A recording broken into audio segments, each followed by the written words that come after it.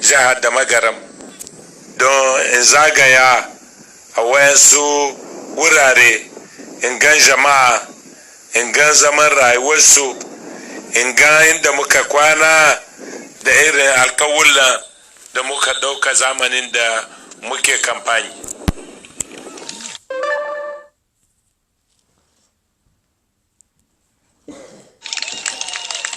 Muna zauwa ne mu shurari wakilai da muka aza nan don su rike mu ƙasa, mu ji ta bakinsu abinda muka yi da abinda ya yi saura, mu shurari jama'a duk inda muka yada zango a hanya, mu gan menene bukatun jama'a, mu san da su domin mu shahe musu hawaye.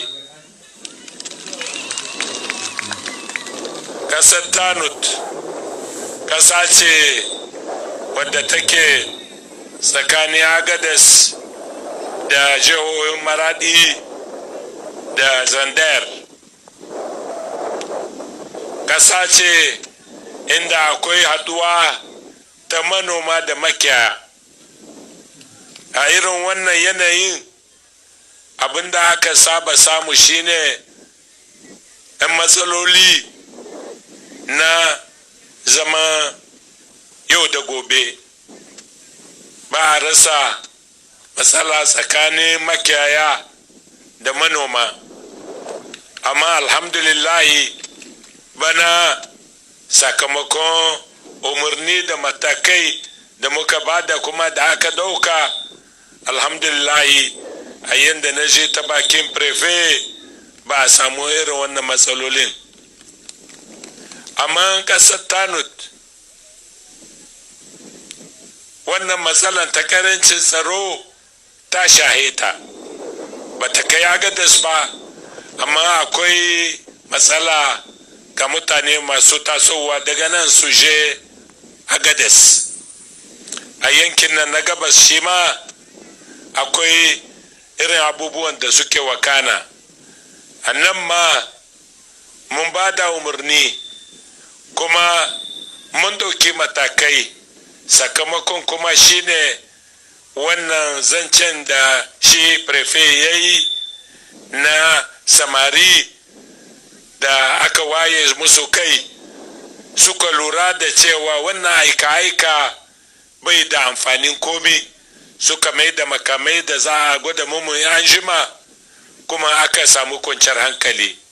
Insha Allahu za mu ci gaba da kokari domin irin wannan kwanciyar hankali ya karfafa. Gobe ko jibi insha Allahu ina da taro tare da jami'an tsaro da wakilanmu na wannan jiha da duk sauran gundumomin kasan Zandar don mu shirare ta bakin su irin matakai da ya kamata mu kara daukawa domin mu tabbatar da zaman lahiya da kwanciyar hankali. Abin da ya shahi zaman rayuwarku, babban albishirin da za ni baku shine hanya tsakanin nan da Agadez. Cikin watanni kadan da suke gabanmu za mu zo mu aza tambalin fara wannan hanya insha Allah.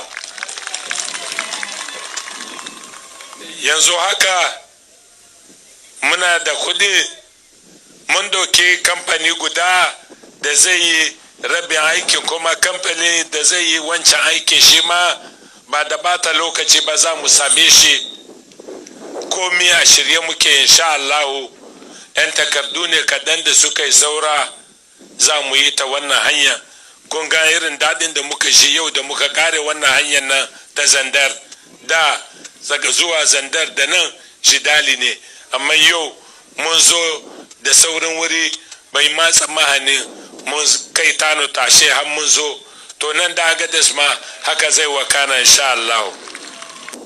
Zancen lantarki, muna da proje, muna da program na yin lantarki kasar da magaram, zai shahi wurare da yawa nan kasar Tanut. Abinda aka sai da yanzu gari 21 ban gamsu da wannan ba, amma gari 21 insha Allah a shekarar nan ta gabanmu za su samu wutar lantarki. Amma muna da program mai kwari insha Allah. Bukatanmu ita ce cikin shekara 4 da suka yi saura ya zamanto mun lumka garuruka wanda suke amfani da wutar lantarki su 3 ko su 4, ba wannan tahiya kadai ba ne insha Allah. Manaji zancen prefe dangane da irin aikin da aka yi a fannin ruwa, cewa ya yi yau nasabar mutane masu samun ruwa ta hanya mai tsafta ta kai kashi 37 cikin 100. Kungan bai isa ba. A cikin Nijar a jimillance mun kusa kashi 40 da wani abu, amma na kasar Tanut har yanzu ba ku kai 40 da wani abu ba. Kenan muna da sauran kokari. Na san kasar da Margu tana da matsalar ruwa, na san da haka, amma insha Allah za mu yi niyya kyakkyawa kuma za mu yi kokari na musamman domin mu janyo Tanut sama mu kai ta inda sauran jihohi suka kai da yardan Allah.